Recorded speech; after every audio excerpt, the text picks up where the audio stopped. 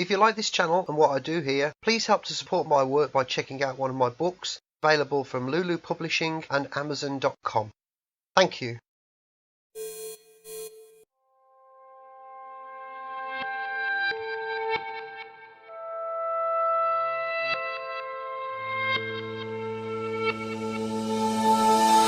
Hiya folks, Carl James here from Electric Media Madness. I'm joined again today by Dan Ryan. How you doing, mate? Hello, I'm good. Good. We are here for another Rewatchable to talk about a classic film that you and I have loved since our respective childhoods. Yes.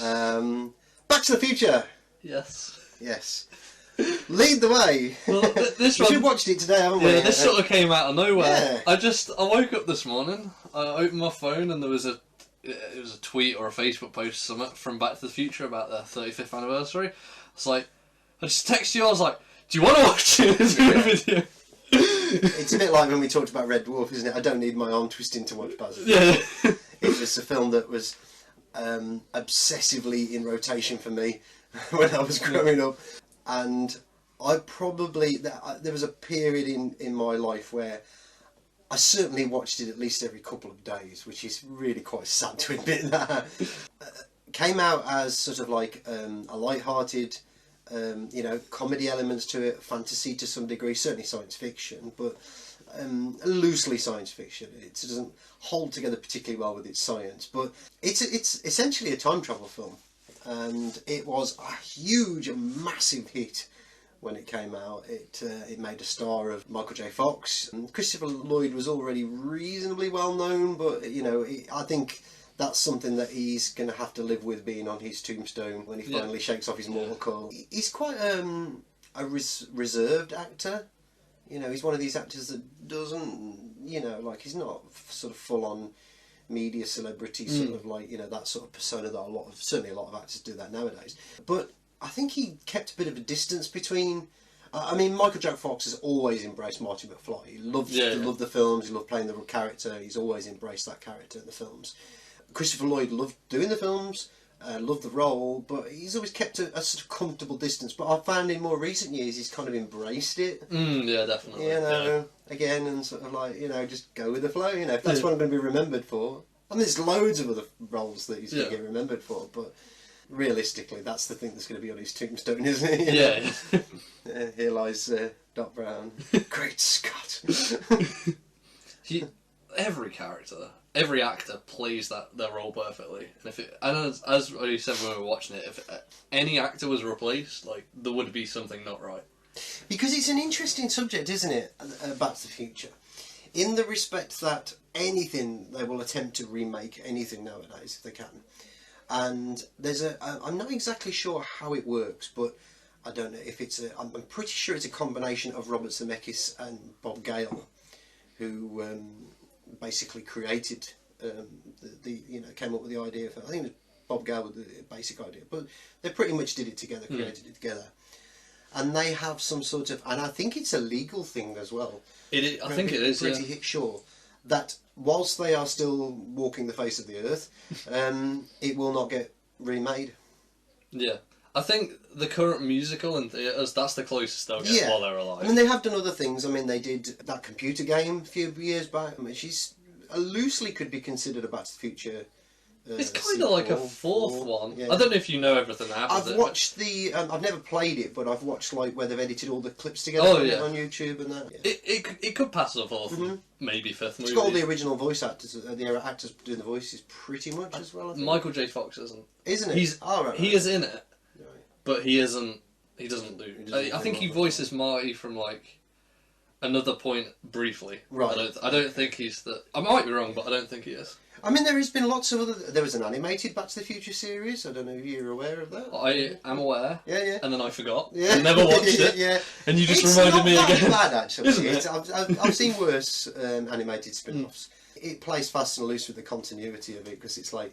They've got the time-travelling train, but they've also got the DeLorean, and they're all kind of living together, and Marty and Doc, and well, no, I don't think Marty is, but Doc and Clara from Back to the Future 3, and the kids, and Jules and Vern, and all that, and Einstein the dog, and all the rest of it. But there have been a lot of interesting sort of side avenues for Back to the Future. For those people who do not know, let's just very, very briefly synopsis. Marty McFly is late teens in 1985. He has, which is a bit of a bizarre. One of his best friends is this old man, mad scientist. You know, a bit of an odd one. I mean, we've talked about. We're not going to get into it too much here in this video. In fact, we're barely going to touch on it. But it is strange how there's something innocent about Back to the Future when you're a kid, but when you're an adult, there are a lot of very, very peculiar things in Back to the Future.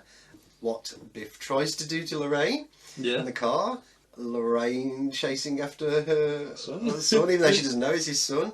You know, a teenager who's got a best friend who's an old man. You know, what's that character from Family Guy, the one who's always after Chris? You know, it's you know. No, I'm not saying that's the case, but you know, there are some things that maybe it's just that we live in such a cynical age of those kinds of things that people are almost looking for them now, you know, and the innocence of youth as well, that you don't think about those kind of things. But, as a 10-year-old, I know. I wouldn't even been remotely. It's only as an adult that I've studied. So it's not the sweet and innocent. And I'm just going to say it very briefly now as well. I'm not going to get into any detail here. But as an alternative knowledge researcher, I have written extensively about Back to the Future. I also have a video on my other YouTube channel, the TS Guide, the True Seeker's Guide, and it's Back to the Future and 9/11 symbolism, and I do go into a lot of esoteric symbolism in the Back to the Future films as well. If you really, really want to go down the rabbit hole of Back to the Future into some very strange places, it is shocking the amount of bizarre esoteric, you know, symbolism, mind control type symbolism and all that sort of stuff as well, and the 9/11 stuff is just blows your mind when you look at it. So these films are quite often not what people think they are. But all of that aside, we're talking about it from a purely sort of perspective of being just a great film today. You know, it really is. It's the story of his best mate built a time machine out of a DeLorean car.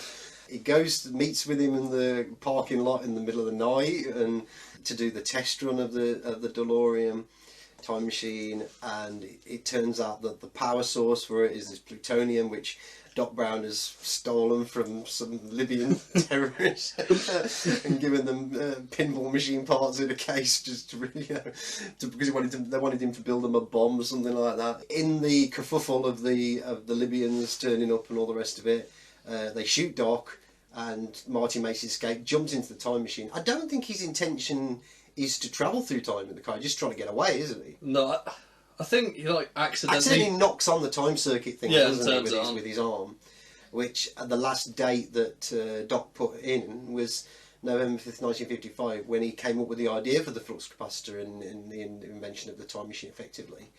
That date happened to be the last target date in the time machine. So when Marty does hit 88 miles per hour, off he goes back to 1955. He inadvertently prevents his mum and dad from meeting up. And he goes in the position of his dad. And to cut a long story short, I mean, he's got no more plutonium to get back. He picked up a flyer in the town square of the commemorating to repair the clock tower that was struck by lightning, which incidentally in this point is like a week from when he is going to be a week ahead from when he arrives in 1955. So the Doc says, you know, we can use the lightning to power the DeLorean and get you back, but in this week you've also got to get your mum and dad back together again. And he does. And then they do their little thing, and he whiz bangs back, and he writes the Doc a letter warning him that he's going to be shot by the Libyans, and Doc's like, no, don't tell me about the future. But then the Doc changes his mind. Just like, whatever. So tapes the letter back together again, and wears a bulletproof vest so he doesn't get shot. And that's pretty much it, really. But again, for people who are interested in esoteric subjects and stuff like that, a lot of people have considered Back to the Future to be one of the principal treatises on the Mandela effect as well, because there is that idea of waking up one day, pretty much, and finding that your recollection of your own life is very, very different. I'm not going to get into it here, but I have had that happen to me in my life as well. Very scary experience when it happened. A lot of people might think I'm stark raving mad for saying that, but you know, it's there. And it's fascinating how that happens at the end of the film, because he goes back and everything's changed. His mum and dad are successful and healthy, and you know, they're not slobbing around the place anymore and all that. Biff's the Biff's bitch, basically. Yeah, Biff's the bitch. Yeah. Which is perhaps just as well, really, considering what he tried to do. Yeah. But anyway, then he gets his 4x4 thing, and he's going to go out for the weekend with his girlfriend Jennifer. And then Doc turns up, because Doc cleared off in the DeLorean to the future, didn't he? And he turns up wearing all these weird futuristic garb and all that, which looks very dated nowadays. And he's upgraded the DeLorean, and he says, "You've got to come back with me to the future. Something's got to be done about your kids." And then the car backs out the driveway, and then it takes off and falls off, and that's it. And thus was spawned a trilogy of films that are a great trilogy of films. They hold together incredibly well as a trilogy of films. But that single film, with that joke of an idea at the end, which was just a throwaway joke gag thing, you know, them flying off in the sky with the DeLorean, set up everything that was going to come, you know, and that film was huge. It was absolutely huge, all over the world. And I believe Michael J. Fox was in Europe at the time when the film was released, and he wasn't aware of the fact that it was number one everywhere. And you know, like, you got to come back and like help promote this film because you're like a megastar now, sort of thing, you know. And it's a big film for me. It's one of the there's two movie series and a show that shaped who I am, shaped the things I like. And that is Back to the Future, Star Trek, and the Doctor Who reboots. They were big ones for me, in different ways. But this is like a very big film for me. I remember when I first watched it for the first time. I was bored. I was like 10. And you just gave me like a bunch of discs. It was me, wasn't it? You were like, again, I'm the one that inflicted it on you. I was bored. I was really bored. I was watching the same films over and over again. You give me a bunch of this. You're like, watch one of these. Yeah. And I picked Back to the Future, and another one is the music in it. I went from liking Soldier Boy and stuff like that as someone who was born in the 2000s and is like 9 would. This is true. Yeah. To like listening to the music in it from like the 80s and that, I'm like, yo, this is really good. Yeah. Oh, yeah. And then it being introduced to Chuck Berry as well. Yeah. Yeah. I mean, there's so many anecdotes, so many stories you can tell. I mean, it's got a double whammy bonus for that film, because not only has it got a great, Alan Silvestri. I've got the soundtrack for Back to the Future 2 on vinyl there just behind me.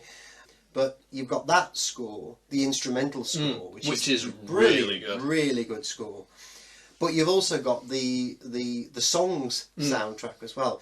You've got like Huey Lewis and the News, and you've got like Lindsey Buckingham for Fleetwood Mac, and there's an Eric Clapton song as well, and there's loads of great songs. And then you've got like the stuff from the 50s, you've got like Roll With Me Henry, and all that kind of stuff. And like you say, Chuck Berry, Johnny B. Good, all that. In a former life, because I did almost 15 years of being in a tribute band to The Who. But when we first started out, before we did the tribute, we used to be a covers band. And we used to do pubs and things like that and everything. And one of our staples, nothing to do with Back to the Future, it was just that we all liked the song. One of our staples was Johnny B. Good. Yeah. And I remember being in a pub one night, and I had a few bevies, you know, as you do. And I said to... And the band didn't get it. Now, they had seen Back to the Future, but they didn't get the reference. But just... It's one of these stupid things you do sometimes. I said over the mic to the audience, you know, we're going to do a song now. It's an oldie. Well, it's an oldie where I come from, you know. And then the guitar, and everyone went, Back to the Future, and the band was looking at me as if to say, what's this all about? This oldie where you come from, you know. You're not that old at that point in time. But yeah, it's just little things like that you sort of stick in your mind, you know. The influence of Back to the Future sometimes on your life could be really quite a profound thing. And again, we talked about like, because one of the sad things is that every time something, because I'm not a huge collector of things now, but I was a few years back, movie memorabilia and TV memorabilia and stuff like that. And I hadn't got a huge amount of stuff on Back to the Future, but certain things happen, don't they? They get in the way. Things come around, and when it was 2015, wasn't it? It was. And why didn't I buy that hoverboard? The full size the hoverboard. It was 30 quid. 30 quid. Yeah. And now it's selling for like hundreds and hundreds and hundreds of quid. You know, it's like I've seen a couple going for a few grand, but it's crazy. And now there's that new box set, the big 4K. The 4K, one. yeah. It's an Amazon exclusive one. Oh my! I missed that as well. Yeah. Yeah. I left it for a couple of weeks. The hoverboard. I thought, no, I'll get it next month. I've got too much to pay out this month, but you know, and that was it. It wasn't there. There were no more available other than second-hand ones, and immediately people were selling them for just ridiculous amounts of money. Such is the nature of the way these things happen nowadays. So if you are somebody who's predisposed to collecting things and that, get them as soon as they come out. Do not waste any time, because I kick myself. And the same happened with the Mr. Fusion replica as well, the full-size replica. I had an opportunity to get one of them when it was dirt cheap, and now you can't get them for love nor money. It's, you know, I suppose it's a testament to the film, isn't it? You know, that people love to collect stuff. And with 35 years on, and 3 films and that's all. Yeah, 3 films, 35 years on, everyone still wants it all. Yeah, and there's been Lego sets and all kinds of things, you know, all kinds of... And I didn't realise, I mean, a bad fan, you know, I didn't know this, but there was a musical. I didn't until you told me about it, you know, it was in the UK, yeah. I don't know if it was outside the UK or was it just UK? I think it was just the UK. It was in Manchester, and then, you know, things happened. And it got the farce of the world.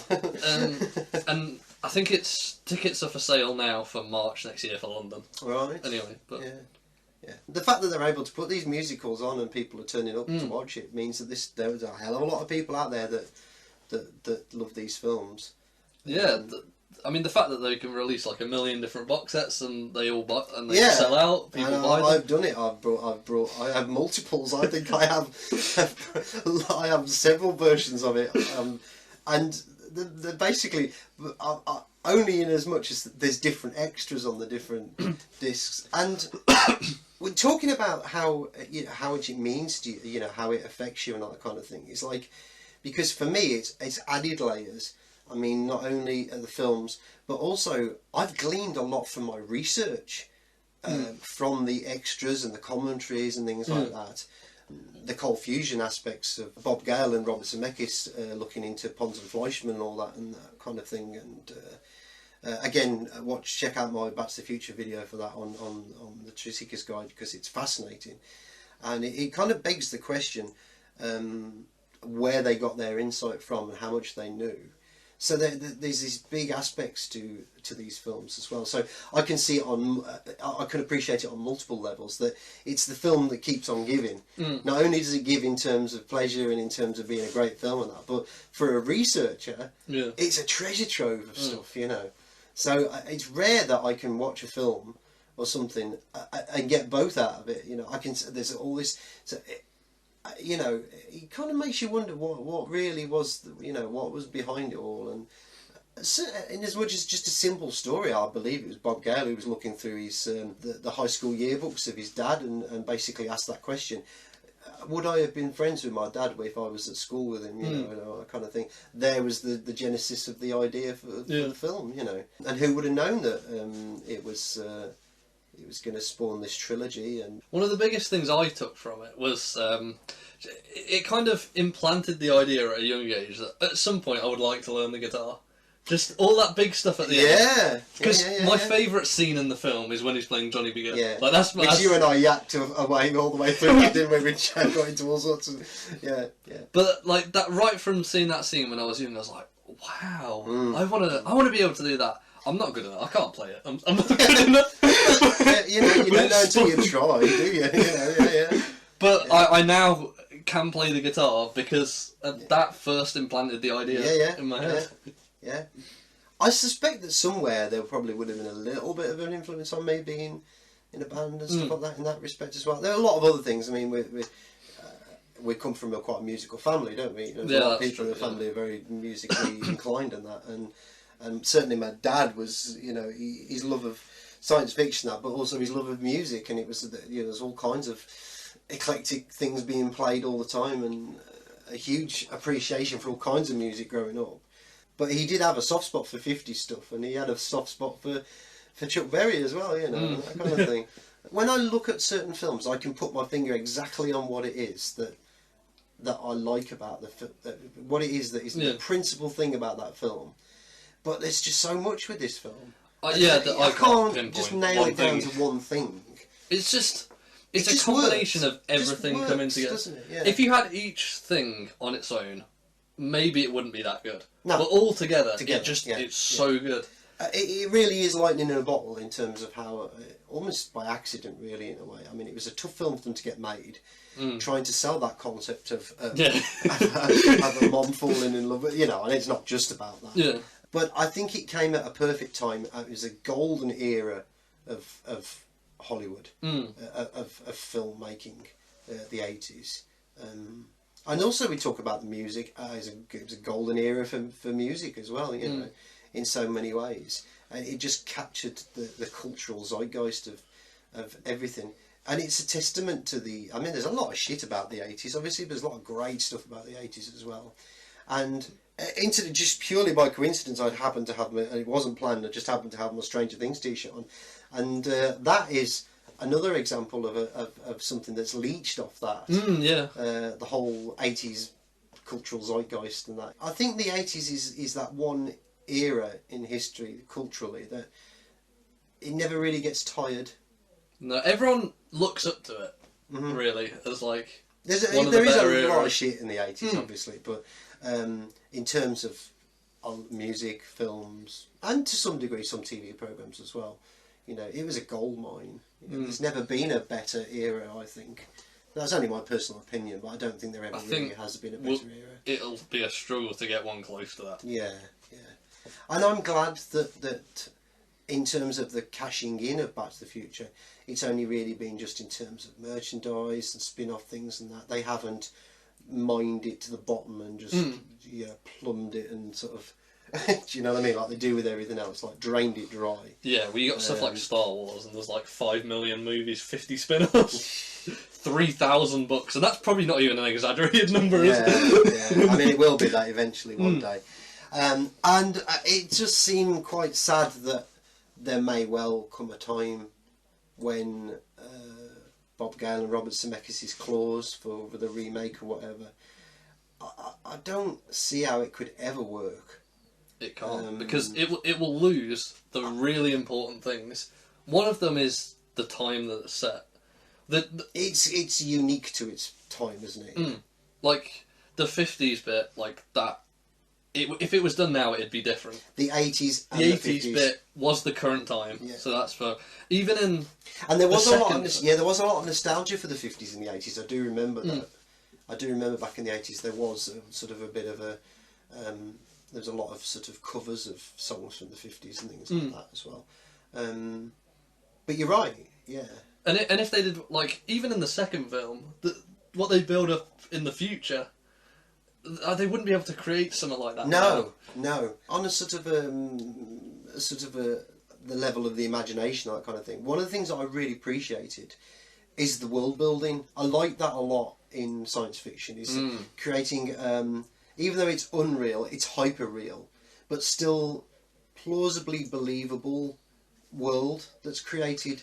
And Back to the Future does that really, really well. But it does it in a way where it comes off as an accident. Yeah. Like they accidentally did all this world building. Yeah. And it's really well it's done. A rich universe well in terms of... And a lot of the people that work behind the films, they talk about, it's a story about the McFly family and to some degree Doc and that, and it's about love and family and friendship and all this kind of thing. Yes, that is true, and that's very much in there. But I also think you can't take away the lure of that technology, the DeLorean time machine, the Mr. Fusion, the hoverboards, this and that, and all that whole kind of thing.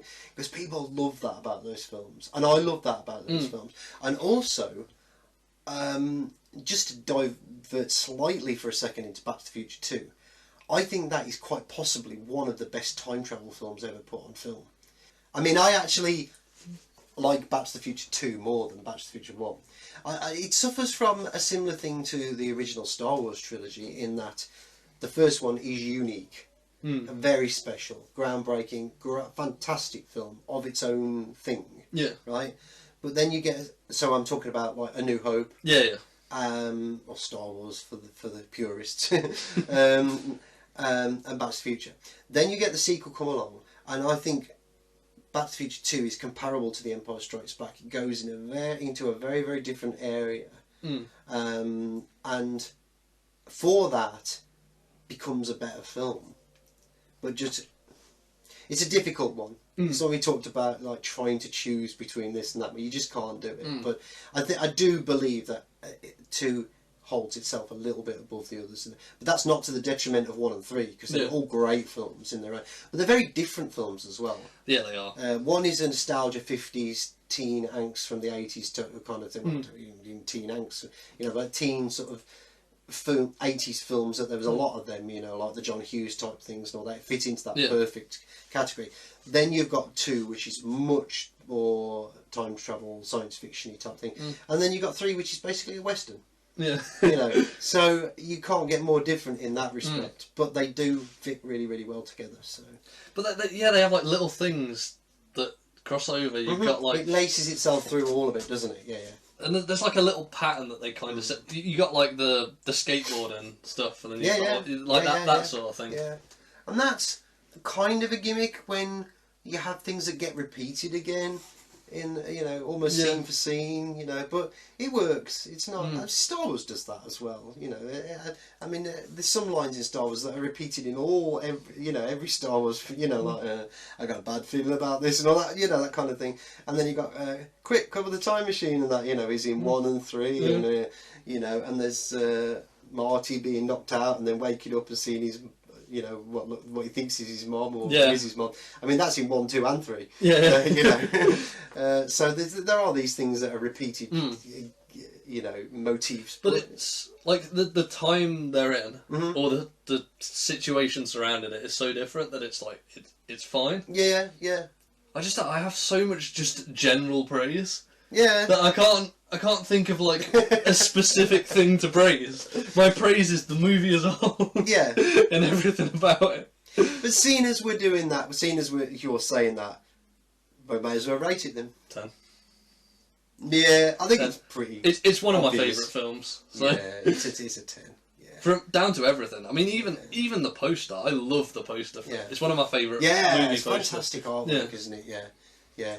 And I don't think it's a film that ever gets bored. Even watching it, it's one of those films you never get a point in the film where it feels like it's dragging a little bit, or it's not a film that you'd like stop unless you're desperate for the loo or something like that, or it's a film that you can quite happily sit in one sitting. It doesn't feel like it feels drags, like or it's an 2 hour. hours as well. Feels an hour. Yeah. Probably. Yeah. Like everything just goes so smoothly.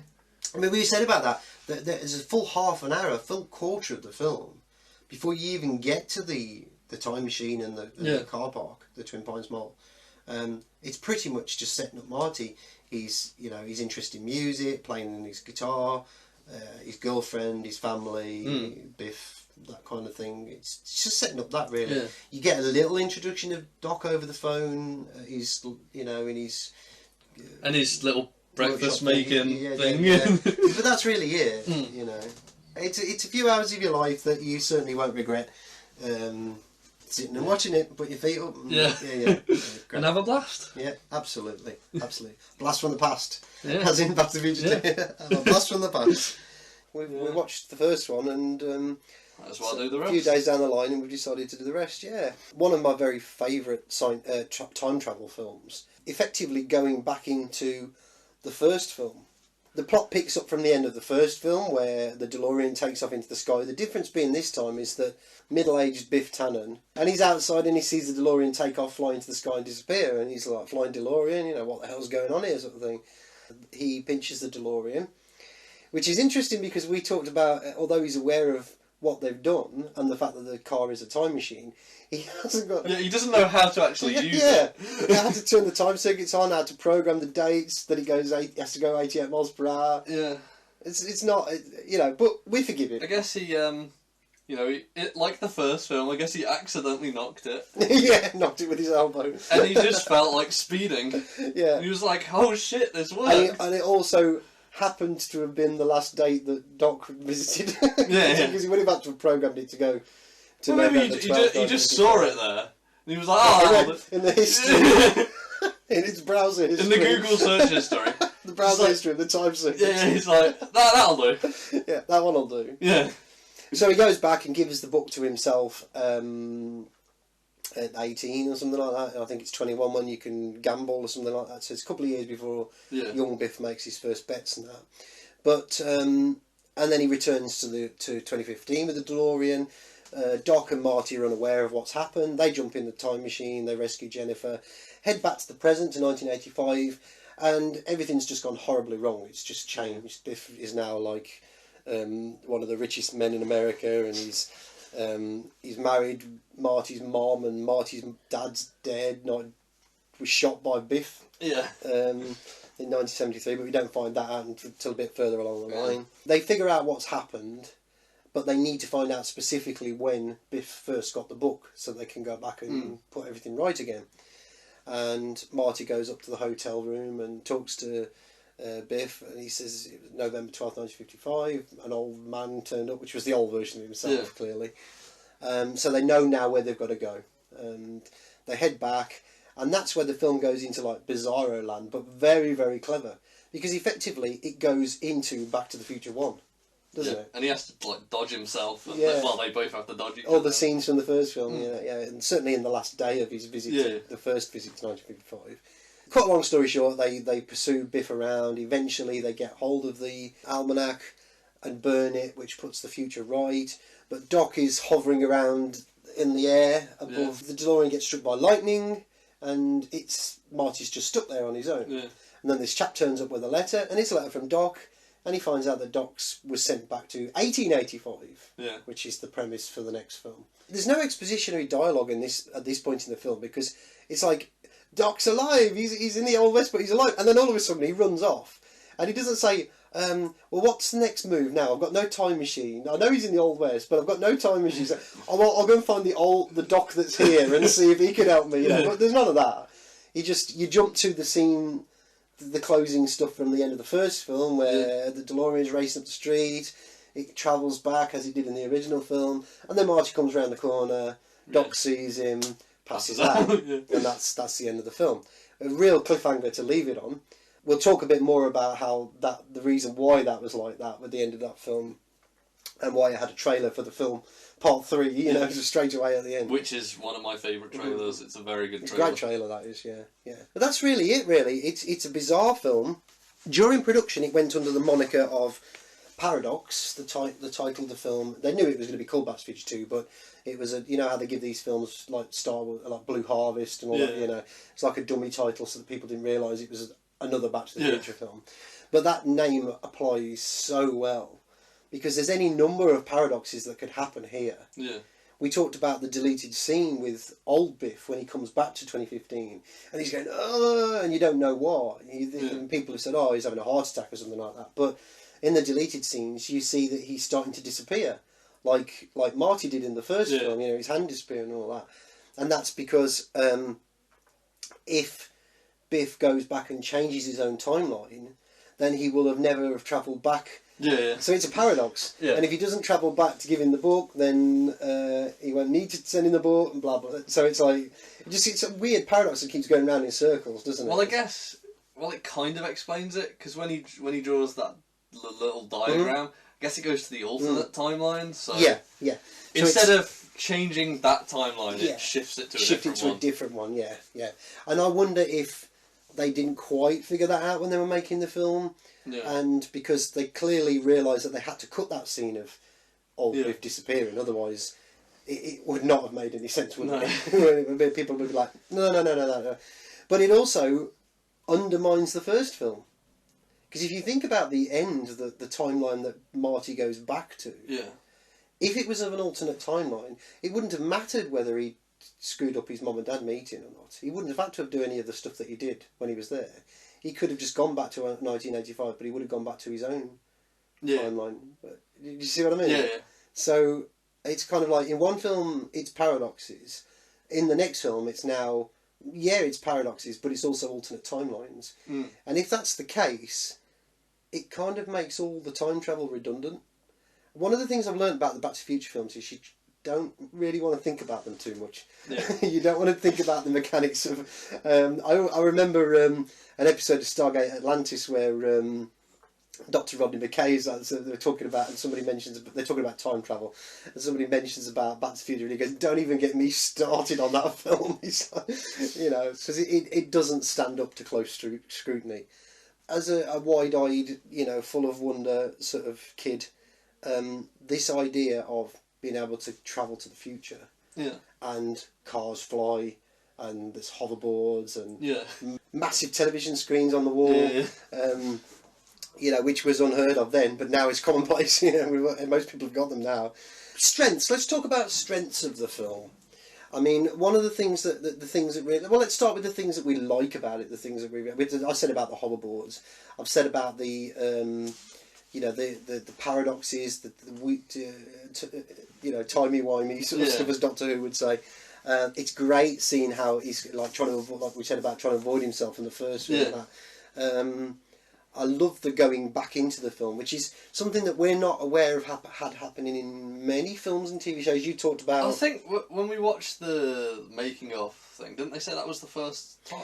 Yeah, again, it's one of those... It may be that something in literature has happened before. Yeah. It might even have been a TV show or something, I don't know. But I'm not 100% sure. But certainly it's something that's in the years since. Avengers? Endgame goes back into about... I think it's 5. The film, yeah. So it's become something of a cliche. But the other thing is the special effects. There's like one or two that don't, but most of them, like, you can't really tell when it goes from model to actual. It's incredible, isn't it? It really holds up well. There are, like you say, there are a couple of dodgy... The two that I noticed was when he throws the book across. Yeah, the old Biff and young Biff. Yeah, when he throws the book across and it spins in a really awkward way, and then he catches it, and that just looks weird. Yeah. And the other ones, when they're coming out of the tunnel, he grabs on the rope and it pulls up. Yeah. And he looks fine, but the bottom of the car looks awful. Yeah. But apart from that, it's held up really, really well. Oh, absolutely, yeah.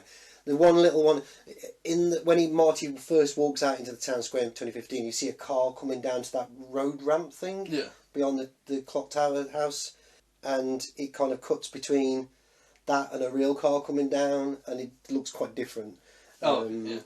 That's one other one that I can think of in the film, but those are very, very minor things compared to the rest of the film. There aren't many films. I'm a big proponent of models and all that kind of thing. I still think they look better than a lot of the CG has its place, but it's all gone completely over to CGI now. And I still think model stuff works well. It depends on how much money's into it. So if you've got the budget of Endgame, then you can literally do whatever you want and it'll look perfect. But I don't know, because I still think that some of the special effects in that look cut and paste. The battle with where all the heroes are getting on the battlefield at the end. Yeah. It really does look like slapping heads on the top of things like... I suppose that bit does. So, but I mean, don't misunderstand me. I'm not bashing on the film in that respect, but I think Back to the Future 2 holds up incredibly well. It does. Definitely. Special effects wise, the transitions between the model DeLorean and the fiberglass DeLoreans and the driving DeLoreans, that is seamless pretty much for the most part. And for the time, when you think about what they're actually doing, it is very impressive. The special effects in the first one are perfect and hold up really well. Yeah. But when you think about what they're doing in the second one, it's much more involved. They've got flying cars and cars landing, taking off. Things multiple, the same actor. Yeah. The actor who plays Biff is having an argument with himself. Yeah, being filmed without the responding correspondent. Yeah. And then you've got in the house. Yeah. When you've got Michael J. Fox playing 3 people. Yeah. I can't remember. I want to say Vistaglide or something. I mean, probably completely wrong, but there was a special camera system that was set up for it where they could lock it off and map the movements of it and all that kind of thing, so they could replay it back in the same way, and then reposition.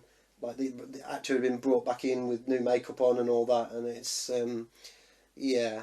I mean, they probably could have found easier ways around it. They probably would have saved themselves some money by saying. May not have looked as good. Yeah, they could have had any actress playing Marty's daughter, but Michael J. Fox playing his own daughter, which is a bit weird. But and his son,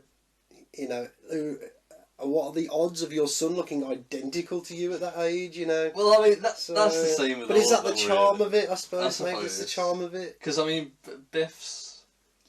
Biff's grandson. He looks the same as like, he does as his granddad did at the same age. Yeah, that's right. It was a clever hook for the film. Something that would be very, very appealing to people to watch it.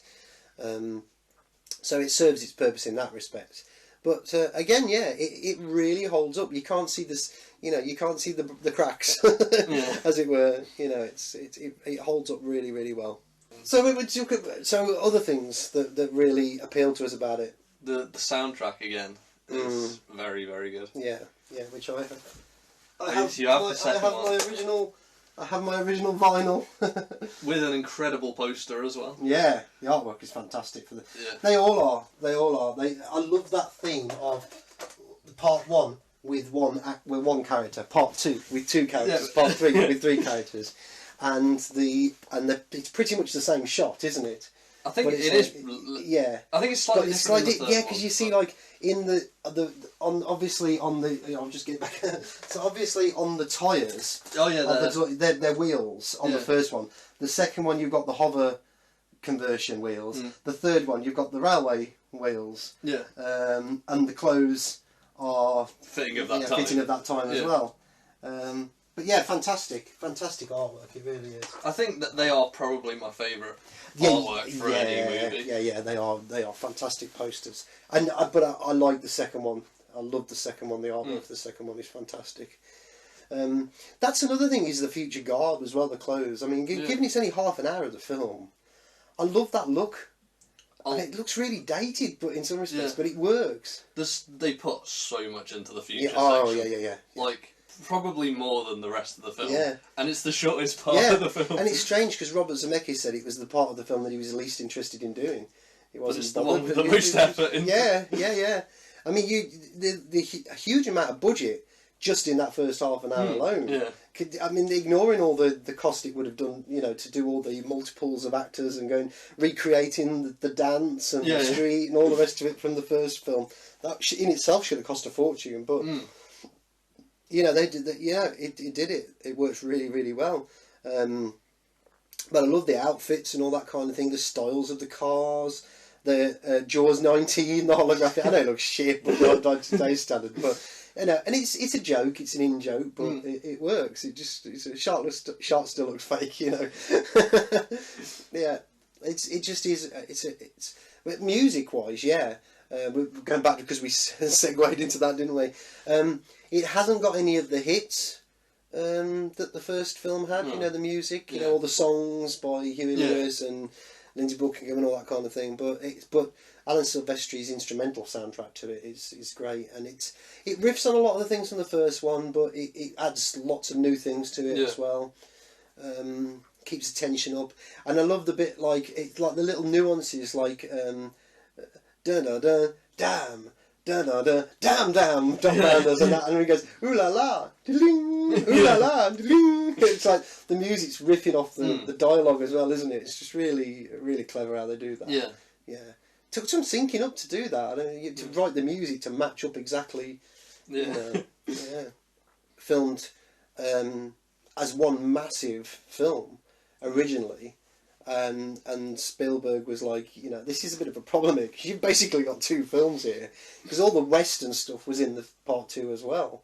But what's really fascinating is that originally, travelling back to the first film wasn't in part 2.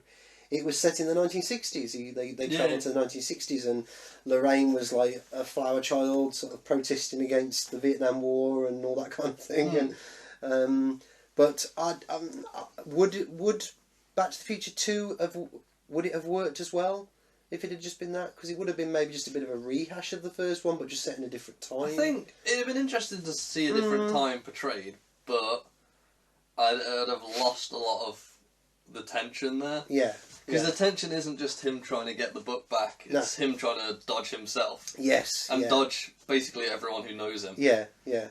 And there's some great scenes, isn't there, like where Biff gets him, corners him outside the dance by the door, and then the Marty from the first film is like, comes out, slaps and knocks himself out with it. Yeah, it's just so clever. And again, it was seamless as well, wasn't it? And then they recreated Johnny Be Good, my favourite scene from the first film. Yeah. And he's like, they've done it again from different angles. Yeah, but from different angles. And he's crawling on top, on looking the down. Galaxy thing, looking down. Yeah.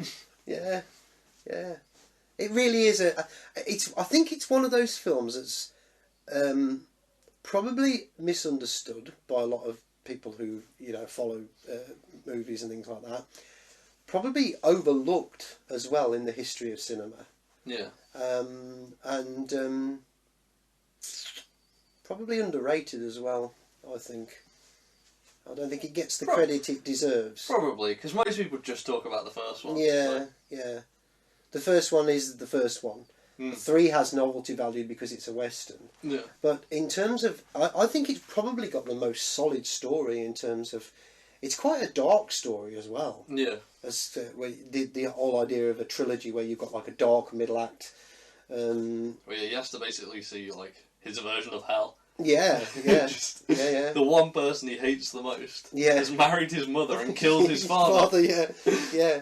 And it is all about sort of thwarting him and stopping him from having that book to ever make any of those changes to Tom and put things back to normal, get the life back that he had before. Although, I mean, really, he never really had a chance to experience the life he changed and created at the end of the first one. And he was only there for like one night, was he? Yeah. Got back at night and then he woke up the next morning, then he was gone again, So he didn't get a chance to really see all the changes that had happened in that timeline. It's only really at the end of part 3. But even that changes, doesn't it? As your book said, there are like 8 different timelines. Or something. Yeah, that's right. Yeah. We were just looking through an old, I think it was Sci-Fi Now, an very old magazine. And it's greatest films and film series of all time. And we were looking at the Back to the Future one, and it's just it's at least 8 timelines, isn't it? Yeah. It's playing out in. Yeah. It's like here, there, up, down, back, forth, and it just shows, and a lot of that is 2. Yeah. A lot of that is 2, because in 1, you've only really got one change, which is created by 1 pine instead of 2 twin pines mole. The fact that he made his dad more confident, which changed their marriage, and stopped Doc from being shot, and and that pretty much is that really pretty much the only.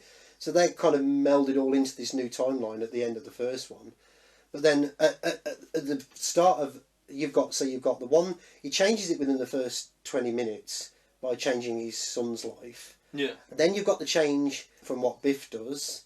Then you've got the change, but there's at least 4, isn't there, that I can think of And then you've got obviously the change by the fact that Doc is living in the Old West at the end of the film, which is alternate. And you created another timeline back in the past, which you don't even see that until the 3rd film, but it's there already established by virtue of the fact that he's got the letter from him, and then that changes again. And it changes by the again. End of the 3rd one. That's right.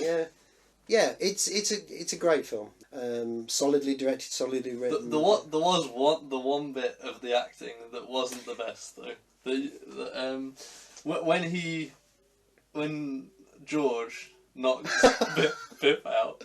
It's a recreation of the first. It's a recreation because they obviously didn't have Crispin Glover, so you've got to allow for that. But the person impersonating him is like, "Get you down." Are you okay? Are you okay?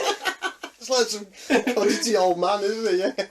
Is it Jeffrey Wiseman or something like that was the name of the actor? The pervert. The pervert.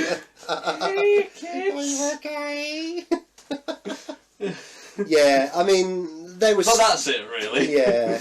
And there's other little niggly things, like in the first one, like when Lorraine says to Marty, that was very interesting. I mean, it doesn't much because in Marty, does she, with Calvin? That was very interesting music. There's like a pause there. Yeah. And that pause is almost non-existent in the second one. So it's like recreating those scenes of dialogue. I know it's 4 or 5 years later, but they're not quite the same. You know, and I know they had limitations on what they could recreate, because they were limited on footage they could use of Crispin Glover as well, because it would have cost a lot more. Yeah. But they still had to have new footage, and they hadn't got Crispin Glover, so I think probably the way they went with it was the best way of doing it, if you know what I mean. Yeah. Because anything more would have shown up the fact that clearly it wasn't Crispin Glover. Yeah. But anything less... Just like killing him off on that was the best thing to Yeah, do. yeah. I don't think... I mean, that was the craziness of Crispin Glover. I think he's mellowed a bit as the years have gone by, but he's historically in Hollywood has always been a bit of a Fruit Loop, a bit of an eccentric, you know. But there you go. Unless there's anything else you wanted to talk about, shall we rate it? We shall rate it. Shall we rate it then? Yes. Go on then, because I'm interested to hear what you think. It like in terms of quality, it is probably higher than the first one, maybe slightly. But the first one is the first one. But as it is higher quality, I have to probably also give it a 10, like the first one. Okay. Yeah, it's a 10 for me as well. It's just a different kind of 10. But that said, it's still very much in the spirit of the first one. It's not jarringly different, is it, really? It's like they said that they made the same film but different, kind of. Yeah. It's not like Ghostbusters 2016 is to the original Ghostbusters. It's not... No, it is. You know. That's good. That's very good. Yeah. It's not that kind of change, is it? It's true to this... I know it was a follow-on as well, so it's not like a reboot or a remake, but so you generally have to be more sort of... I mean, let's take, for example, Indiana Jones and the Temple of Doom is a very different tone piece from Raiders of the Lost Ark. Very dark, it's still clearly an Indiana Jones film. It's got all the hits that you need to have in it to make it, but it's a very, very different tone film. And a lot of people don't like it that much because it's much. But for the dark place it goes with Back to the Future 2, it still feels very much in the spirit of... It sits very nicely and comfortably within the continuity of the three films. It doesn't feel like too much of a departure from that universe. It's still very much true to the spirit of it all. Okay then, so we're going to talk about Back to the Future 3 now. Interesting experience, because it's been quite a few years actually since I've watched it. It's been about 5 since I've seen it. Yeah. I hope you said, didn't you, when the end comes up... It comes up the end. And I was like, hopefully. Yeah. Hopefully they'll never ever mess with it, never reboot it. But that's something that we've already talked about when we were talking about Back to the Future 1, I believe. Because although this is compressed together in one video, these were recorded on different occasions, weren't they? So it's like a retrospective altogether of the three films. Strange little film in the respect of, like... there's things I'd forgotten about it. I mean, certainly, it's not a film I'm going to criticise in terms of, as I was, a terrible film, because it is a good film, but it's a lot wrong with it, isn't there, in terms of plot holes. There are quite a few There's a lot of nonsensical stuff that... It became quite amusing as we were watching it, that we were picking it apart so much. Like maybe a little too much. A bit too much, actually, yeah. But you and I have both said, these things stick out like a sore thumb when something's really, really shit as well. Yeah. The sort of other videos we've got here on this channel where we've talked about other things. You know, if something's awful and the acting's awful and the characters are unlikable and the plot's... Well, there is no story to speak of, and it's got all the plot holes as well, then it's... You've got to point it all out. Plus, it's also quite fun to read the bits then. But I don't think that's something that we really want to do with Back to the Future 3, is it? No, definitely not. Even though we noticed all those things, we forgive it because of the fact that it's a good film. So I've yammered on. I have an unreasonable amount of nostalgia for this movie. Like I guess I was a kid. Cowboys are pretty cool as a kid. Yeah, and I don't know. More so than the other two. I have so much nostalgia for this. Really? And there are Right, the scene in the entire trilogy that I have the most nostalgia for is when they're trying to pull the car with the horses. Oh, it's a great scene, that is. And the song that goes with it, and like that scene, I don't know why that one alone, but I have so much nostalgia for it. One of the things that we should point out, I mean, we will talk about other things as well to do with the making of these films, but especially in 3, the cinematography is fantastic. The setting, the landscape, and that scene looks brilliant because of that. You can see Monument Valley in the background, and they're heading through the high, the desert and all that with it. Chugging away, the DeLorean is ricketing away, being pulled by the 6 horses, was it? And I mean, it's never going to get to 88 miles per hour, but the scene looks great. I mean, it's purely there for visual eye candy. I mean, Doc would have known straight away. Well, there's no point in even doing this because it's not going to get to 88 miles per hour. But they do it because it looks good. It looks cool. It looks really good. Yeah. And there's a lot of stuff in that, isn't there? There's a lot of stuff that pays homage to the classic westerns and things like that. I'm a bit different from you in that I'm not particularly a fan of westerns. I'm not particularly a fan of anything historical, really, in any way, shape or form. If it's got conspiratorial stuff in it, then I like it. If it's got sort of magic and wizards and stuff like that in it, then that ups the ante for me. If it's got time travel in it, or it's a alternate reality, or aliens travel back, then I'm probably more inclined to watch it. It's just the way I like my genre content. There was a great show back in the 90s called Briscoe County Jr., which was like a western sort of thing, but it had future technology and that, but it was almost like steampunk type stuff and things like that, and it was great. Westworld's another one that's a western, but we're not going to talk about how that turned into an absolute travesty of a television series, but the first season, it got it going for it. And the original film, Yul Brynner as well, and that, I like that aspect. Again, other alternate time periods, where we were talking before about the Man in the High Castle as well.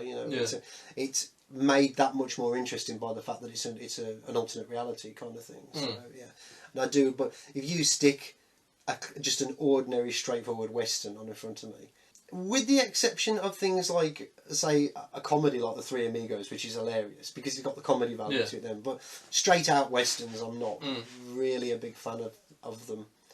And I think that's what loses me just a tiny bit with Back to the Future 3, because if you add together all the science fiction content to it, it's probably only about 15 minutes, 20 minutes tops. The rest of it is just just nostalgia for a western, and it's a love story between Doc and Clara as well.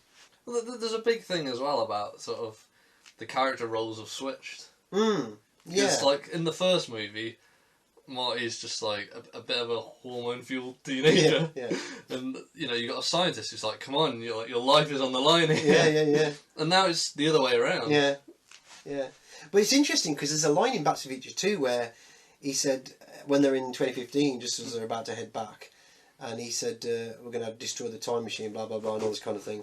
And he says, "Maybe I ought to spend my time pursuing other things like women." There's a bit of foreshadowing. I mean, they did make those 2 films at the same time, so maybe they put that line in there to set up ready for part 3. I mean, they are great together. Mary Steenburgen and Christopher Lloyd, they've got great on-screen chemistry. The roles, the characters, they work really. It's believable. It's a believable love story, isn't it? It's very simplistic and straightforward. It's a believable love story between them. It's actually more basic than I remember it being. It's a very basic story. There's not really a lot goes on in the film, actually. Quite sparse with the music as well. I noticed there's only like the key scenes, but I think that has a better effect because when they do finally decide to play like the main theme or whatever, you're like, yeah.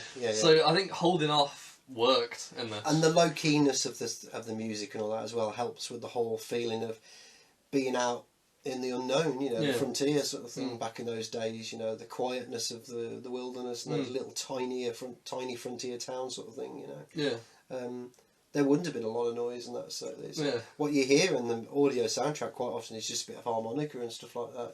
It's only the key moments where, like you say, with the horses pulling the DeLorean or or the big thing at the end with the getting, the train pushing the DeLorean and some of the stuff at the beginning as well.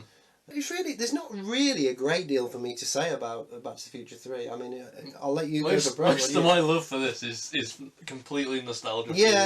Yeah. It's a great little film.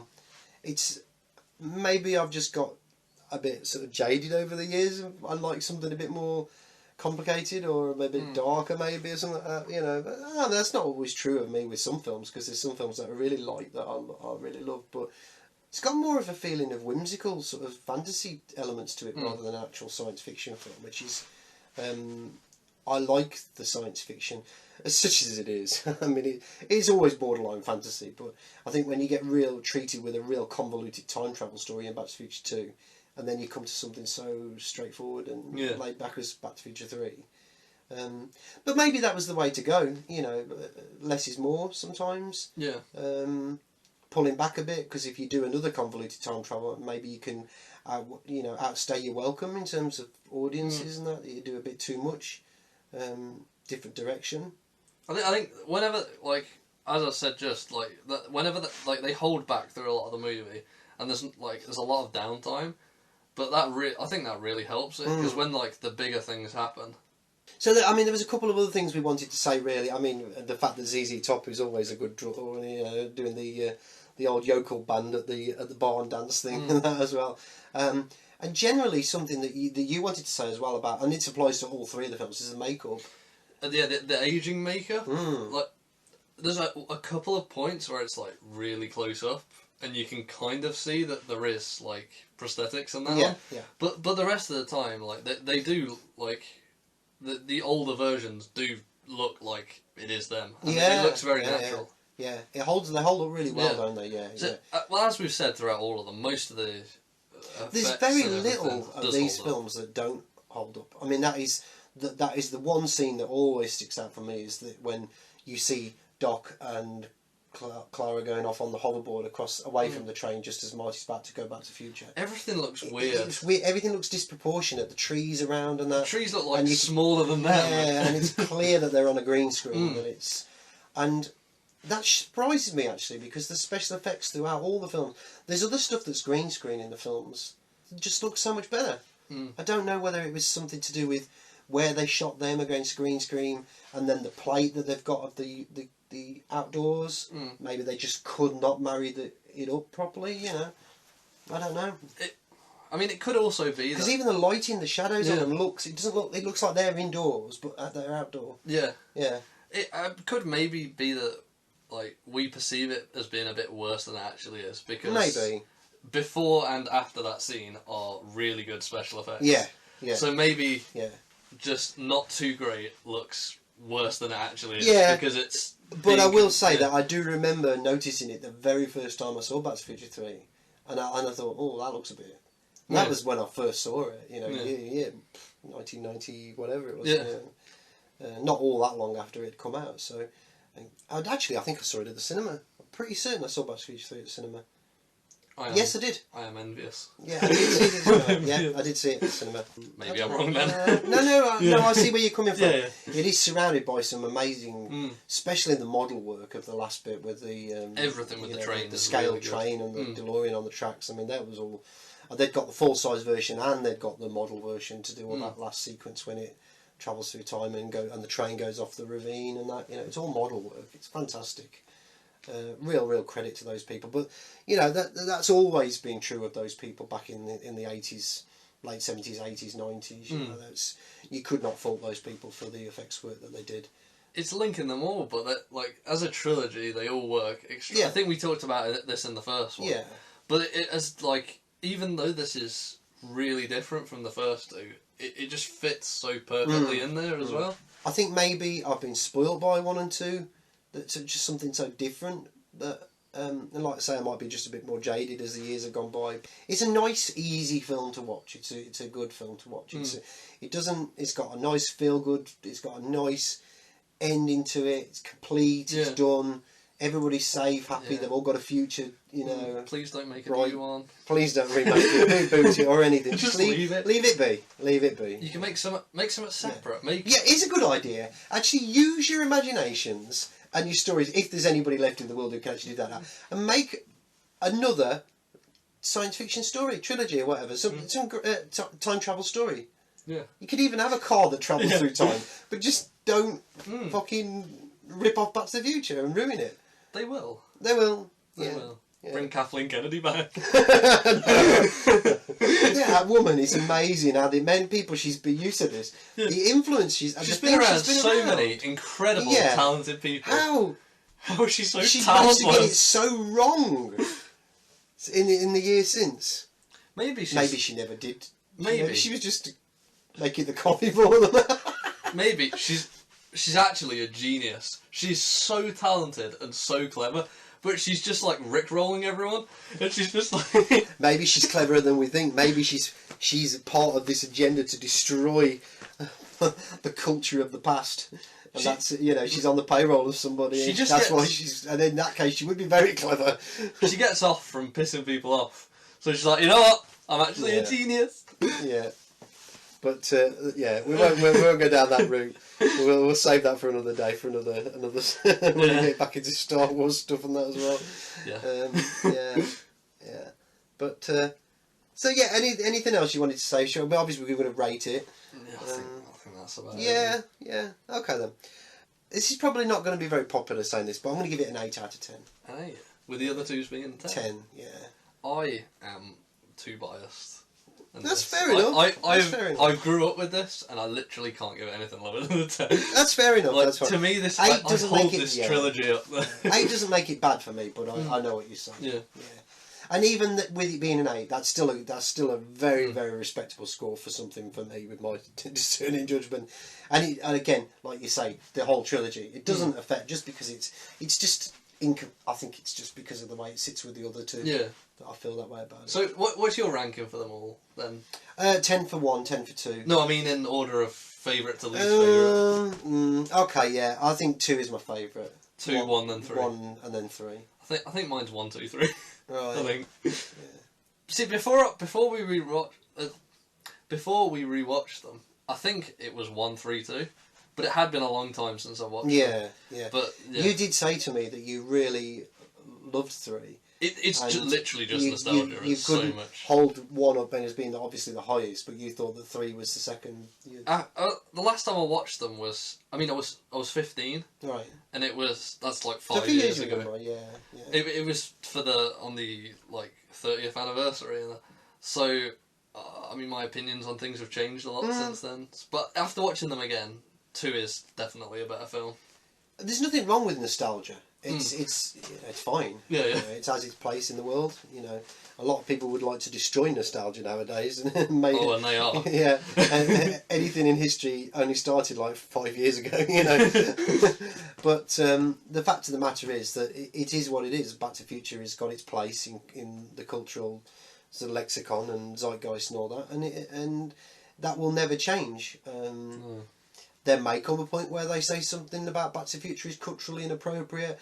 I'm surprised they haven't already, because which some stuff we're not going to talk about here, but we've picked up on some things in these films which are, some people could easily say nowadays that they're very dodgy. These things just need to be left as they are. Leave the past alone. Yeah. If you wanna change things, make new things. Yeah. Whether that be because you want to just take a creatively new direction, or because you feel that you need to spread some sort of message for whatever reasons of your own. But the past is the past, for better or for worse. It needs to stand as an example. We've said this before. The bad things you learn from the mistakes, the good things you celebrate. That's what it needs to be. If you delete the mistakes, you can't learn. Never learn from your history, just you're condemned to repeat yourself. As I said in Battlestar Galactica, this has happened before, it will happen again. Yeah. So I think we'll leave it there. Yeah. Okay then. It's been really I've enjoyed watching them. I have a lot. Yeah. It took us a good couple of weeks to get these 3 done, but we got there in the end. Yeah. So with that, I just want to say thank you so much for watching these videos and for joining me and Dan. And please subscribe to the channel if you haven't already. Please like the video and share it about if you can. I'd truly appreciate it. And Dan and I will see you again very, very soon. We shall. Goodbye. Take care.